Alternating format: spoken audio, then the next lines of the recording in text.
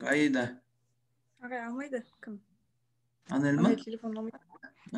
Иә. Жарайды енді оларға жалынатын емес қой. Әркім өзіне жауап берсін. Ең бастысы бір рет ескертіп жасасаңдар жарайды енді. Иә? Так, саламатсыңдар ма? Балалар қалдарың қалай? Саламатсыз ба? Бүгін күн жұма.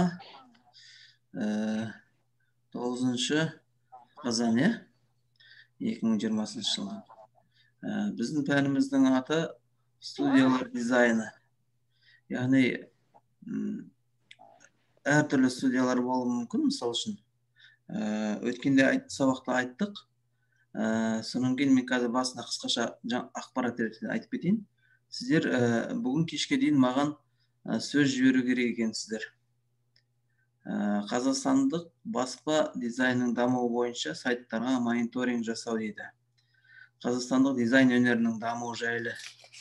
Оны, в принципе, былтырда сендер оқыған шығарсыңдар, жазған шығарсыңдар да осыған дейін де.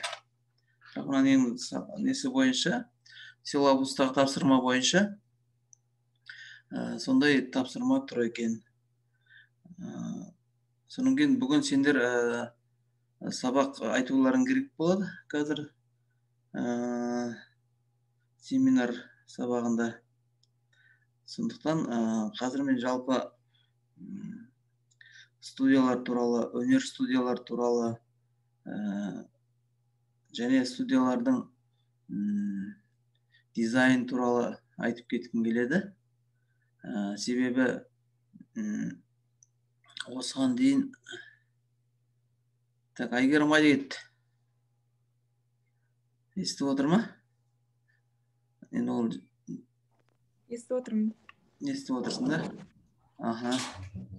Сондықтан қазір 1 минут мен балаларға тапсырма бере салайын.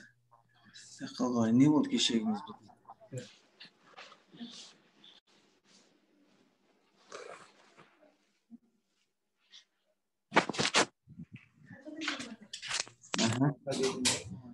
Иә. Ал жақсы. Бізде сендер көріп отырғандарың дұрыс болатын шығар. Мына жерде мен қазір так. Демонстрация экраны дейді.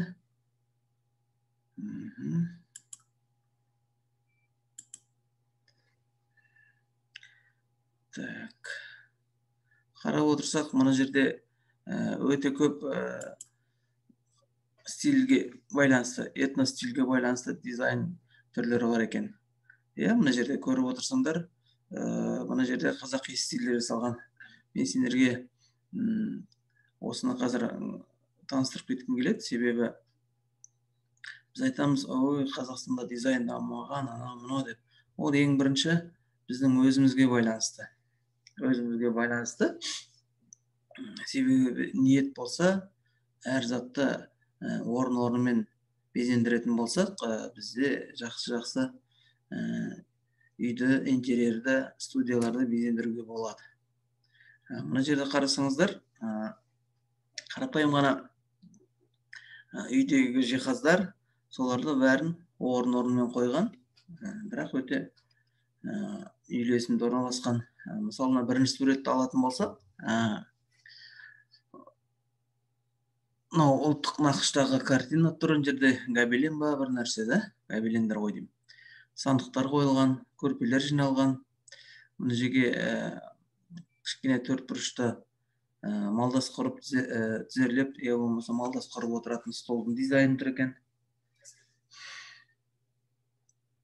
Ал мына екінші суретте енді заманауиға келеді, ар жағында қазіргі замандағы үйдің құрылысы салынған, ар жағында әйнекпен берілген, әйнектен жасалған столды қойған, диван қойған, сырмақ жерге астына төсеген екен, киіз төсеген екен, қазақи өрнекпен.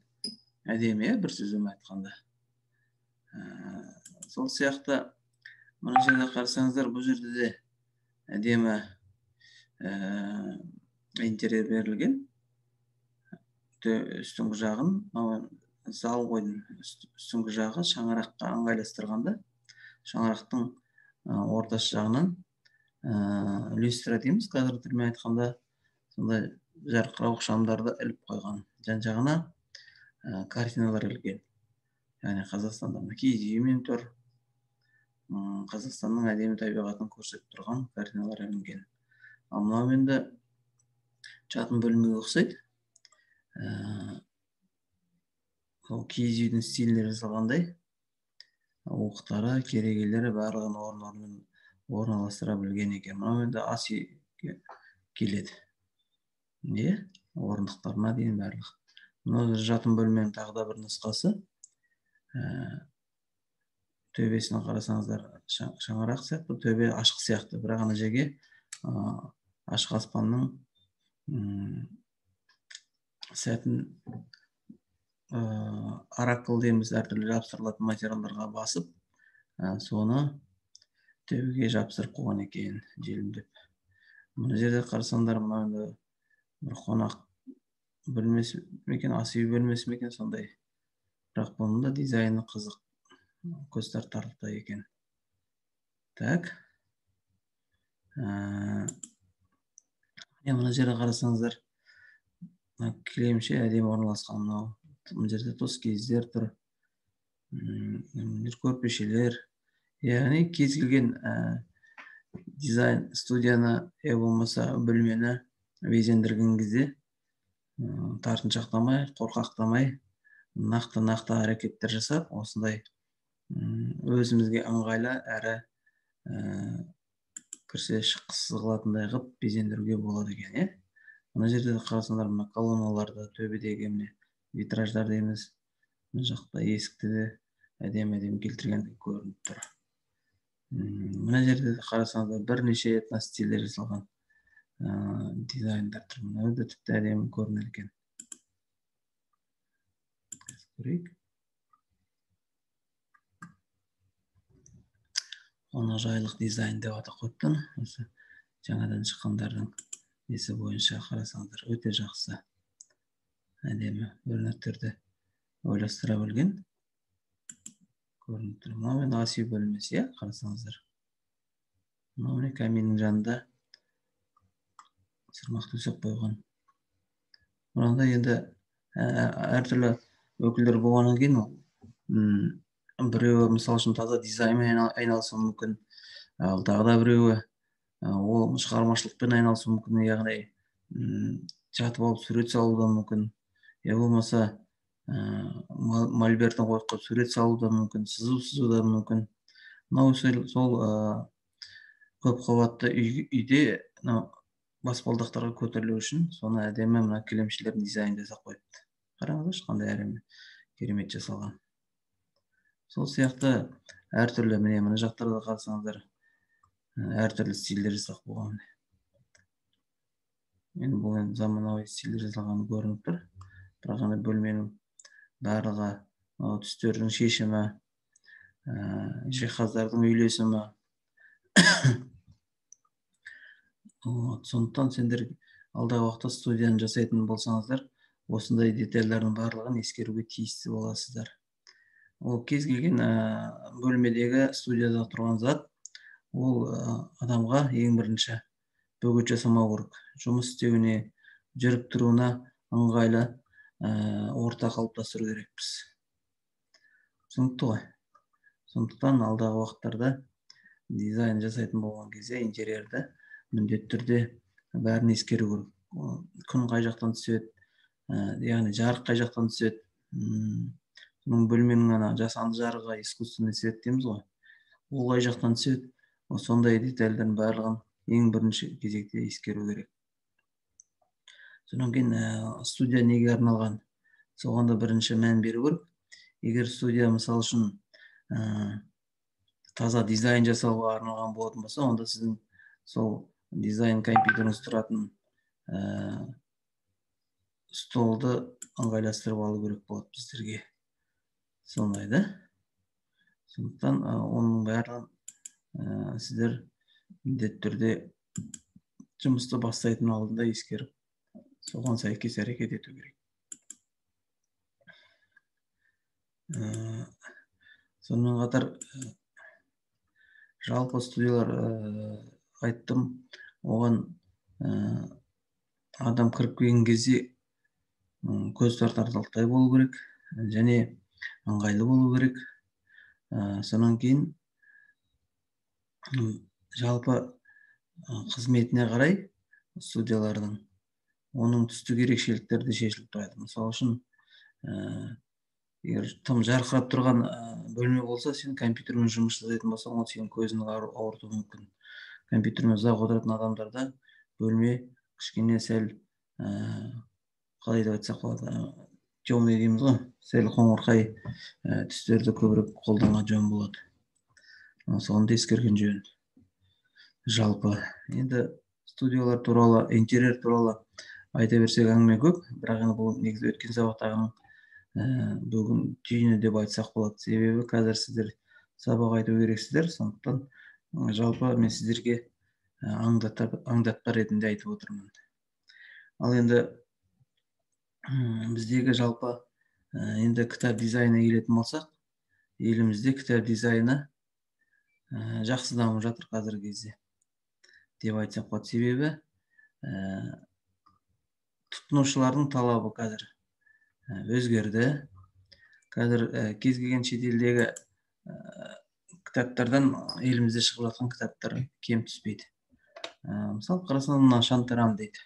Мына кітаптың безендірілуінен ақ жалпы бұл қайдан шыққан, неге арналған кітап екенін бірден сезуге болады, мұқабасына қарап ақ. Сондықтан компьютер дизайнға қатысты дейді. Дизайнның түрлерін көрсетіп қойған неше түрлі. Өндірістік дизайн, графикалық, компьютерлік, сәулеттік, ландшафттық, көркем экспозициялық, киім және аксессуар дизайн дейді, арт дизайн, веб дизайн дейді. Көрдіңіздер соны. Сонымен қатар мына жерде кітап дейді, әңгімелер, Лира Қоныстың әңгімелері дейді. Содан кейін құпия дегенде қараңыздар, әдемі безендіріп қойды. Құлпыңа қосылған балмұздақ дейді.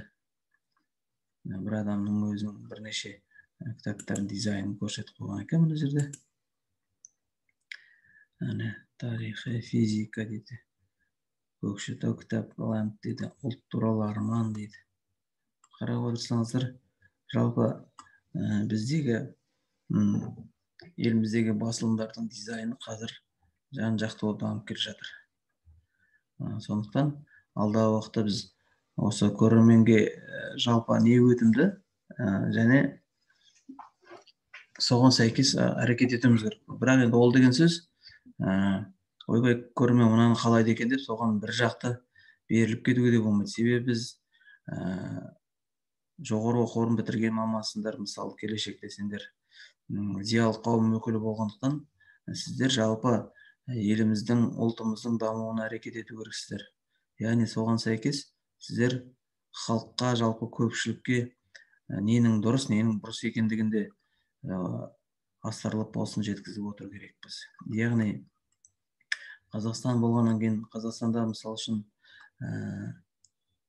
негізгі мемлекет құраушы қазақ ұлты болғаннан кейін әрбір жасайтын жұмысымызда ол сезіліп тұру керек. Дегенмен де Қазақстанда өзге де этностың өкілдері тұрады, сондықтан біздегі жалпы мемлекеттік саясат, өздеріңіз білесіздер, ол еліміздегі тыныштықты сақтау, жаңағы ұлтаралық бірлікті сақтау, сол жағынан келгенде басқа бір адамның көңілін түсірмейтіндей, намысына тимейтіндей жалпы жұмыстарды дүниеге әкелу керекпіз.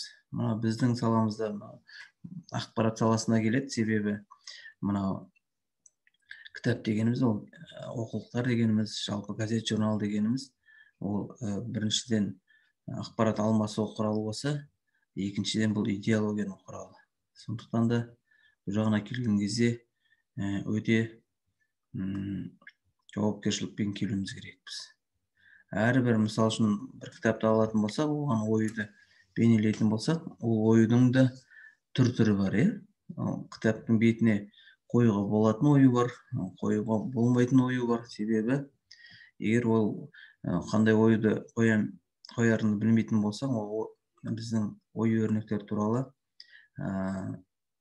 Өзбекәлі Жәнібековтің, болмаса басқа да мықты авторлардың осы кітаптары шыққан арнайы ой өрнекке қатысты.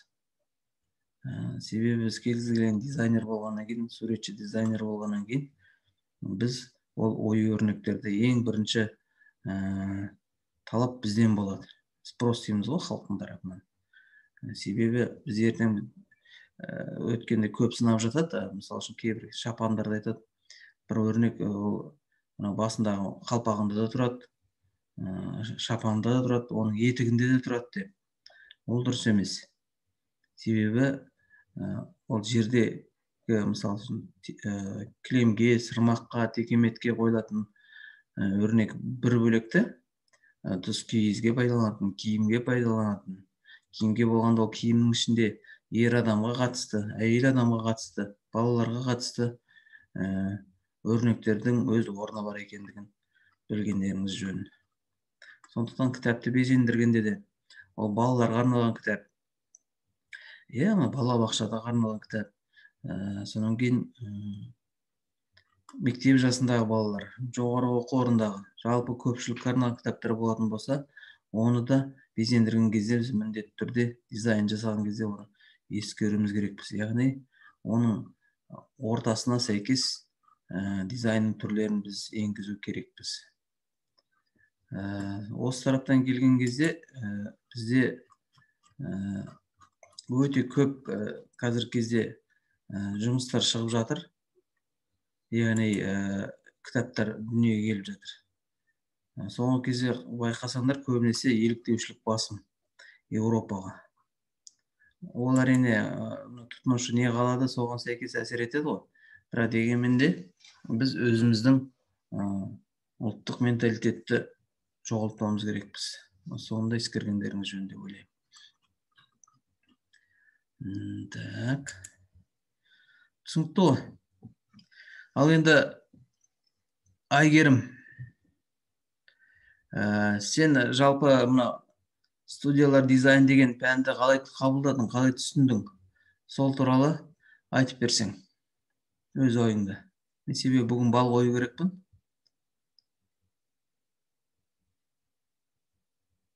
Естіп отырсың ғой, да?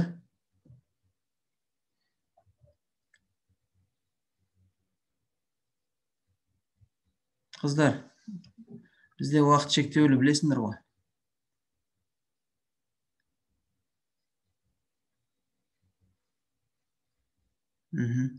Я болмаса Аида, онда сен де айтып көр өзің. Онда тұран ештеме жоқ, өз ойларыңмен айтыңдар. Жалпы студиялар дегенді қалай түсінесіңдер, оның дизайн деген қалай, жаңа айтып кеттім ғой, өткен сабақта айттым. Сонан кейін біз мына кітап дизайнына қарай көшеміз. Аида. Студиялар неше түрлері бар. Интерьер студиялар бар, фото студиялар бар, дизайн студиялар бар. И бәрі өзінше бөлінеді.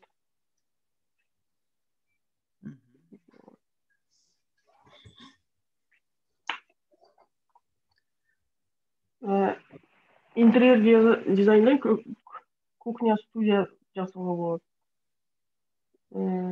Зал мен кухняның қосып бірге. Бір бөлмені.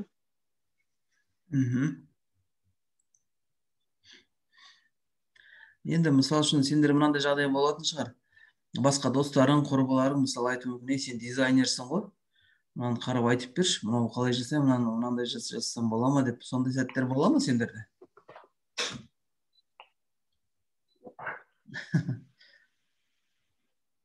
Әлде айтасыңдар ма, өй жоқ, мен оны білмеймін деп.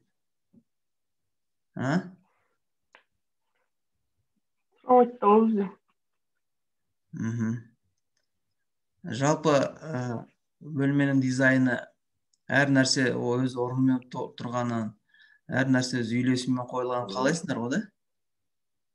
Әлде жоқ, қалай осы бола берсе деп ойлайсың ба? Айтып көрсің.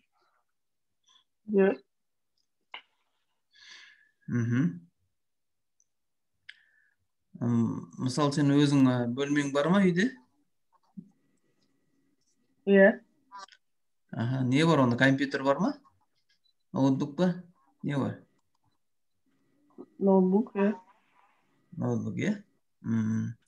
Соған сәйкес сен өзің ыңғайлы ортаны қалыптастырып қойырсың. Қазір тем более міне айтамыз ғой, карантин кезі, мына пандемия, коронавирустың кесіріне байланысты үйде отырып сабақ оқуға тура келіп жатыр.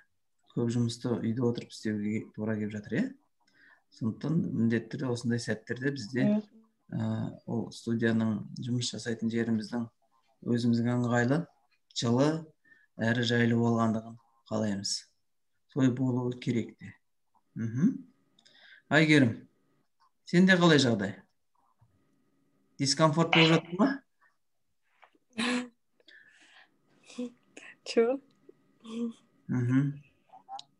Саған андай кішкентай баланы отырғызып қой. Қанша болды уақыты? 2 ай. 2 ай? Кішірек екен ғой. Мен айтайын десем, сәл үлкенірек болса, арнайы бір коляскама бірден қойып қойып соған. Ешкім жоқ қой үйде. Мен ғана. Қазір өзің ғана, да? Бірақ енді дегенмен де сабақты да айтуымыз керек болады. Сондықтан тез айтып тырысуға тырыс. Айтуға тырыс. Жалпы студиялар дизайн деген пән туралы айтып көрші. Студиялар дизайны. Жаңағы айда айтып кеткенде үйдің дизайны, жаңа көрсеткенде ой өрнектер бұрынғы заманда жаңа мен көрген әртүрлі қазақ үйдің ішіндегідей оюлар қазіргі неге қойса болады, қазіргі заманға, кілемді оюлап әдемілеп үйге қазіргі.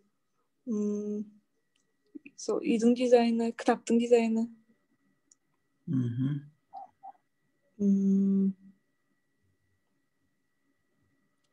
Яғни студиядағы әрбір заттың, ол кітап болсын, ол жиһаз болсын, барлығын орын-орнымен қоюды үйрететін пән екен бұл студиялар дизайн деген. Түсіндіңдер ме? Яғни жалпы студияларды қалай жасауға болады, қалай безендіруге болады дегендей. Соның барлығын егер ниет болса, осы пәнде біз үйренсек болады екен. Сонан кейін осы студияда қандай заттар болу керек, біз соларға тоқталамыз. Мысалы енді кез келген білімнің негізі ол кітап дейтін болса, енді келесі біздің неміз тақырыбымыз сол кітапқа қатысты болады.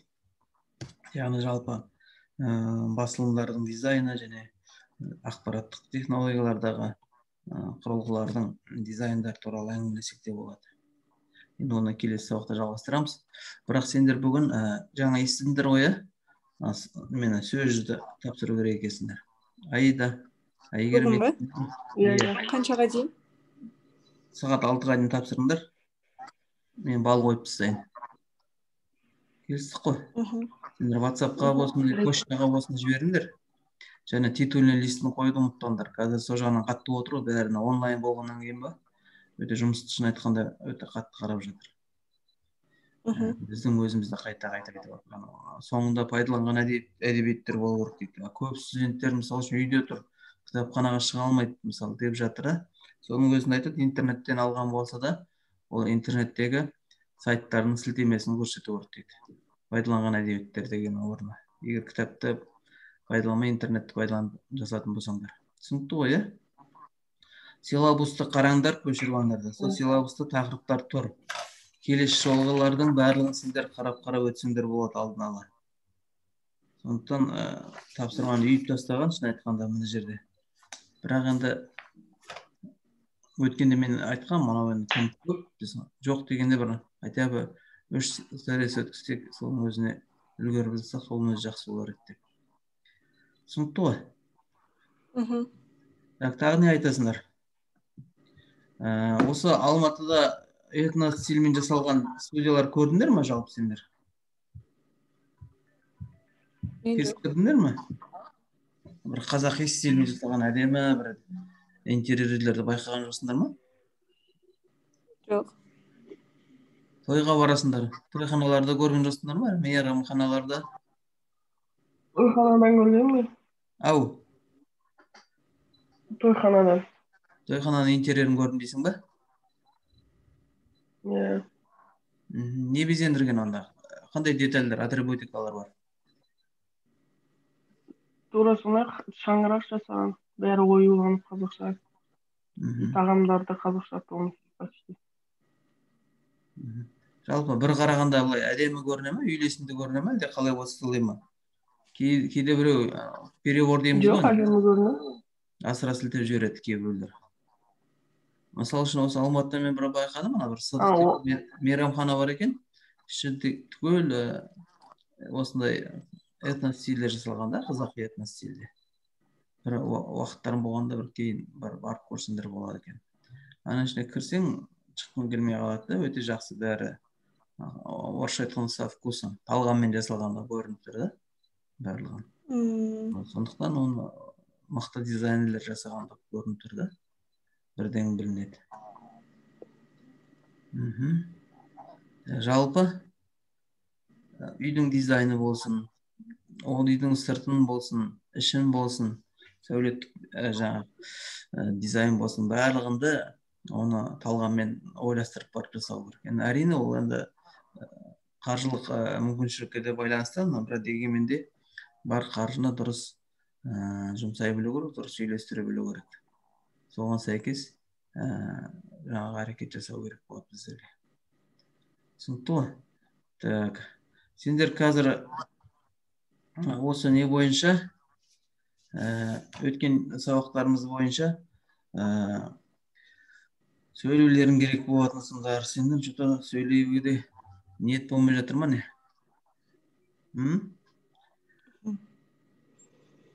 Жаңағы нені студиялар айтып кеттік қой. Сол студияларды көргендерің бар ма? Алматыда қанша студиялар білесіңдер дизайндер? Дизайнға қатысты. Айгерім? Дизайнға қатысты? Иә. Қандай дизайн студиялары білесіңдер?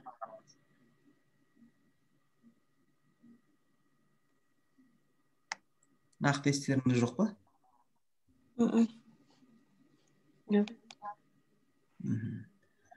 Мен айтар едім, қазіргі кезде осы жаз бойы, осы карантинді бір жағынан жақсы өздеріне тиімді пайдаланып, біздің Әл-Фараби атындағы Қазақ ұлттық университетінің баспа үйі бар ғой астымыздағы. Соны дизайн студиясын өте әдемі жасап қойды, жалпы интерьерінің өзін. Кіріп келген кезде бір басқа әлемге тап болғандай болып қаласың да қазір. Өте жақсы жасап қойды. Сондықтан кірген кезде көңілге жағымды да, бір кіріп келгенде. Ана жерге кірсең, өзінде бірдемен жасағың келіп кетеді да. Отыра қалып бір нәрсені, я болмаса суретін салып, я болмаса компьютермен отырып, бір дизайн жасағың келіп кетеді екен. Сондай бір аурасы жақсы да. Сондай біз орталармен жұмыс істеуіміз керек біз. Уақыт бітті деп жатыр ғой. Ондай болса, мен сендермен қазір сағат 12-де қосыламыз, 12-де қайтадан. Түсіндіңдер ғой да? Қазір